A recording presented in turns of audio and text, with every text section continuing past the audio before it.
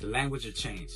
The words you use are programming your future. Here's how to speak the language of success. Today, we're talking about the most powerful tool you have, your words.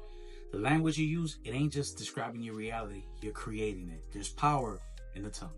Think about it. How often do you say, I can't, or man, that's impossible? Every time you do, you're putting up walls limiting yourself.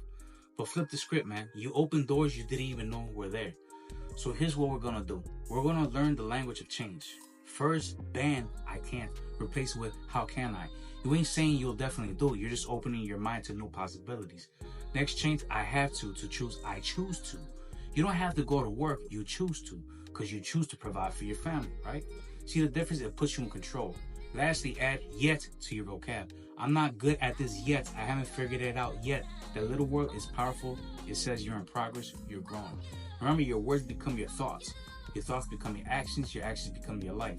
So choose your words carefully, speak the language of change, and watch how you quickly adapt and grow. The tongue has the power of life and death, and those who love it will eat its fruit. Proverbs chapter 18, verse 21.